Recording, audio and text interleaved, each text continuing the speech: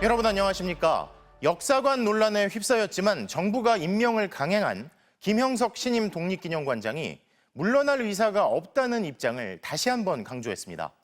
친일파를 옹호했다는 등 논란이 된 과거 발언들에 대한 자신의 생각엔 변함이 없다고 했고, 내일 광복절에는 그동안 자체 경축식을 열었던 독립기념관 행사가 아닌 대통령이 참석하는 서울 행사에 가겠다는 입장을 밝혔습니다. 이덕영 기자입니다. 이틀 만에 다시 기자회견을 연 김형석 독립기념관장은 사퇴하지 않는다고 다시 말했습니다. 이 시간 이후로 여러분들이 사퇴하겠냐는 질문은 제가 더 이상 답을 하지 않겠습니다. 사퇴 촉구보다 격려 메시지가 더 많이 오고 있다고 냈습니다. 독립기념관장의 자격이 없는 역사인식을 가졌다는 여론에 대해선 공인과 사인의 입장이 다르다는 변명을 다시 했습니다. 제 개인적인 역사학자로서의 생각이 바뀌었다, 뭐 그런 것은 없지만 제 입장은 공인일 때와 사인일 때는 그건 다르다. 1948년 대한민국이 건국됐고 항일 부대를 토벌한 간도 특설대 장교였던 백선엽 장군이 친일파가 아니란 소신은 그대로란 겁니다. 그러면서 독립기념관 광복절 경축식을 37년 만에 취소한 것은 자신이 아니라고 했습니다. 그는 월요일 기자회견에선 전임 관장이 경축식을 취소했다고 말했습니다. 그런데 오늘은 직원들이 한 짓이라고 다시 말을 바꿨습니다. 이에 대해 한시준 전임 독립기념관장은 자신은 경축식 준비를 마무리한 뒤 나왔다고 반박했습니다. 정부 행사는 서울에서 한다고 하고 충남도는 따로 한다고 해서 그럼 우리 독립기념관이 자체적으로 기념식을 하자 해서 기념식 다 만들어놨죠. 지금 하기로 다 계획이 다 세워 있고 예산도 다 투입되고 해놨습니다. 한시준 전 관장은 3.1절과 광복절 기념식은 반드시 독립기념관에서 해왔다며 관장이 독립기념관을 떠나 서울로 가는 건 비상식적인 일이라고 개탄했습니다. 그 독립기념관에서 광복절 기념식을 안 한다고 하는 것은 상식이 안 맞는 일이죠. 독립기념관의 수장으로서는 그걸 반드시 해야 되는 일이죠. 독립기념관은 서울로 가버리는 관장 자리를 비워둔 채 천안시와 함께 경축식을 열기로 했습니다. MBC 뉴스 이덕영입니다. 국회는 오늘 사상 처음으로 현직 검사에 대한 탄핵소추 청문회를 열었는데 이 자리에서 여야가 전혀 다른 이유로 거세게 충돌했습니다. 더불어민주당 전현희 의원이 국민권익위원회 국장급 간부의 사망 사건을 거론하며 김건희, 윤석열 부부가 죽였다고 말하자 여당이 강하게 반발한 건데요. 대통령실은 즉각 입에 담지 못할 막말이자 국민을 모독한 거라며 강하게 비판했고, 국민의힘은 전 의원에 대한 제명 결의안을 냈습니다. 정상빈 기자가 보도합니다. 사상 첫 현직 검사에 대한 탄핵소추 청문회. 시작하자마자 더불어민주당 전현희 의원이 최근 국민권익위원회 간부 사망 사건에 대해 발언합니다. 김건희 여사 명품백 사건을 맡았던 국장급 간부가 윤석열 부부를 비호하려는 수뇌부 압박에 억울하게 희생됐다는 겁니다. 강직하고 소신 있는 젊은 국장에게 김건희 명품백 수수 사건을 종결하고. 국민의힘은 전 의원도 권익위원장이었는데 그런 말할 자격이 있냐며 반발했습니다. 본인은 이런 말을 할 자격이 없어요. 거기는 정부가 아니고 잠깐 조용히 하세요. 하더라도 본인은 그런 말을 할 자격이 없습니다. 검사 탄핵소추 논의는 시작도 못한 채 고성 끝에 청문회가 정회됐는데 결국 정회 시간 양측의 충돌이 폭발했습니다. 김건희 씨 때문에 사람이 죽었잖아요. 김건희 권익위 직원들 한번 만나서 물어보세요.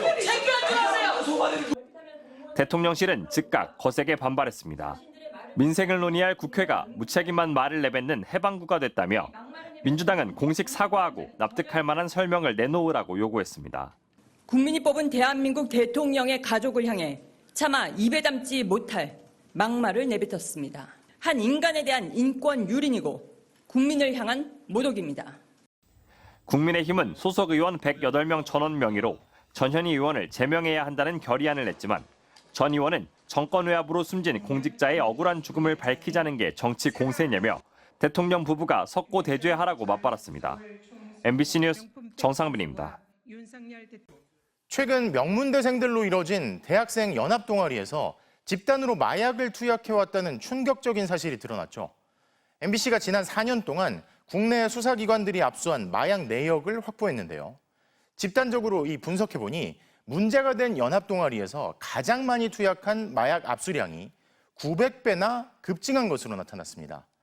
마약과의 전쟁까지 선포됐지만 더 강력하고 광범위하게 퍼지고 있는 국내 마약의 실태를 먼저 남효정 기자가 단독 보도합니다.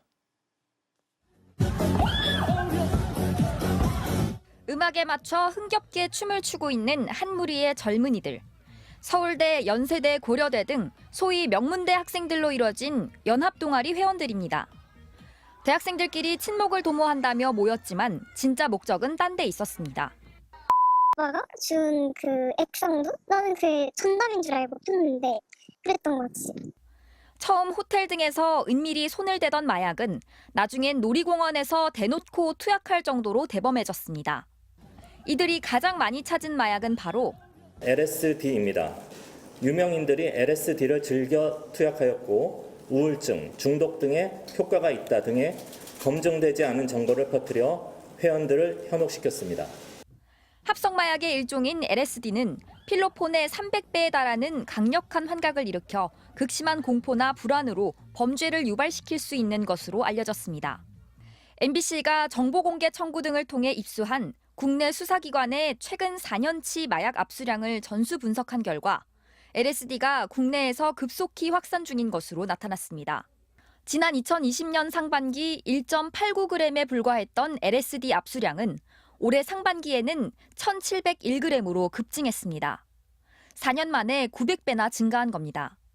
LSD와 함께 3대 클럽 마약이라 불리는 엑스터시, 케타민의 양상도 비슷했습니다.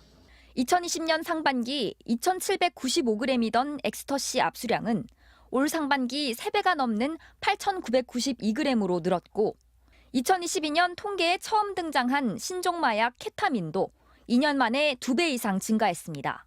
20대를 중심으로 마약을 놀이나 즐길거리 정도로 가볍게 생각하거나 자기 과시의 수단으로까지 여기는 분위기가 확산되면서 빠르게 증가하고 있는 겁니다. 9천여 명이 가입돼 있는 텔레그램 단체 대화방, 1회 투약량, 수사기관의 집중 단속기간 등 마약 관련 정보들이 목차별로 빼곡히 담겨 있고 버젓이 거래 정보가 오갑니다.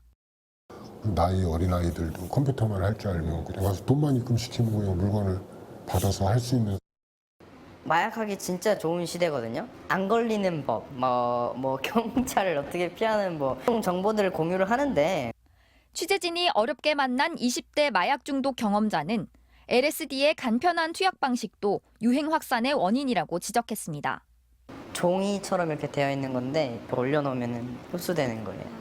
지난 2020년 4,806명이었던 10대와 20대 마약 사범은 해마다 늘어나 지난해에는 9,845명으로 10,000명에 육박했습니다. MBC 뉴스 남효정입니다.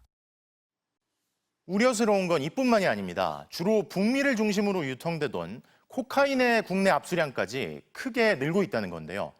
2020년 상반기 100g이 안 됐던 코카인 압수량이 올해 상반기 680배 넘게 폭증하면서 국내에서 가장 많이 투약되는 마약 필로폰의 절반 수준을 넘어섰습니다. 코카인이 대체 어떤 경로로 어떻게 국내에 들어온 걸까요? 이어서 조국현 기자가 단독 보도합니다. 온라인에서 마약을 사고 파는 전용 마켓. IP 추적이 불가능한 다크웹을 통해서만 들어갈 수 있는데 최근 한국어 구매 사이트까지 등장했습니다. 일반 쇼핑몰처럼 세일 표시가 붙어있는 마약. 원래 100만 원인 코카인 1g을 75만 원에 할인해 판매한다고 친절하게 설명합니다. 비용을 결제하면 전달 장소를 알려주는 이른바 던지기 방식. 코카인을 음식 배달하듯 집 앞까지 빠르게 배달합니다. 합성 마약인 필로폰과 달리 국내에서 구하기가 매우 어려웠던 천연 마약 코카인마저 우리 곁에 깊숙이 들어온 겁니다. 저는 코카인이나 이런 것들을 좋아하는데 그걸 구하기가 힘들었었어요. 밀수되는 것 중에 필로폰이 제일 흔해서 그때 필로폰이랑 그런 것들을 했던 거고요. MBC가 최근 4년치 압수 마약류 자료를 입수해 분석했더니 2020년 상반기만 해도 95g에 불과했던 코카인은 2022년 상반기 182g, 이듬해 상반기 5,993g으로 크게 늘어난 데 이어 올해 상반기에는 무려 65,256g으로 급증했습니다.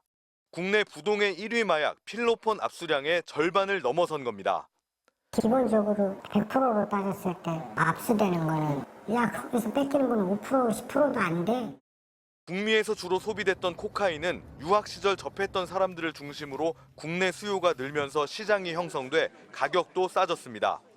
특히 입자가 작아 투약 효과가 빠르고 주사기가 없어도 된다는 특성 때문에 더 세고 더 빠른 걸 찾는 중독자들이 선호하는 것으로 알려졌습니다. 다른 걸로 이렇게 점점 더 센 거, 그거보다 조금은 더 강력하고 조금 더 새로운 거를 자꾸 찾다 보니까.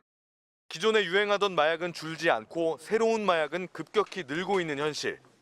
젊은 층을 중심으로 확산 중인 마약을 지금 막지 못한다면 더 이상 손을 쓸 수 없는 상황을 맞이할 수 있다는 우려가 커지고 있습니다.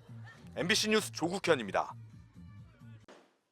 오늘 수도권의 한 카페에서 60대 운전자가 주차 중이던 전기차가 갑자기 돌진하면서 카페 안에 있던 손님들을 덮쳤습니다. 백승호 기자입니다. 카페 매장을 뚫고 나온 전기차 테슬라가 비탈 아래로 처박혔습니다. 유리창은 깨지고 차량 앞 보닛은 종이장처럼 구겨졌습니다. 오후 3시쯤 이곳 카페 앞 주차장에 들어선 차량이 갑자기 매장을 향해 돌진했고 건물을 뚫고 지나가 반대편 비탈 아래로 떨어진 겁니다. 차가 훑고 지나간 카페 안은 파손된 집기와 유리 파편으로 쑥대밭이 됐습니다. 가스 터지듯이 펑펑 소리가 났죠. 그냥 가로 질른 거예요. 건물을 가로 질렀어요, 차가. 차량이 손님들을 덮쳐 11명이 다쳤는데 이 가운데 3명은 중상으로 알려졌습니다. 황하는 소리에 이렇게 내다 보니까 그 안에 들었던 사람들도 밖으로 나와서 울고 그러더라고요. 그 안에 손님들도 많이 들어있었고. 사고 차량 운전자는 60대 여성으로 지인들과 함께 카페에 가기 위해 주차하던 중 사고를 낸 겁니다. 운전자는 사고 당시 음주 상태는 아니었는데 도로 쪽 자리에 차를 대기 위해 후진하려 했는데 차가 앞으로 나갔다고 경찰에 진술했습니다. 경찰은 사고가 난 카페의 CCTV를 확보하는 등 정확한 사고 원인을 조사하고 있습니다. MBC 뉴스 백수입니다.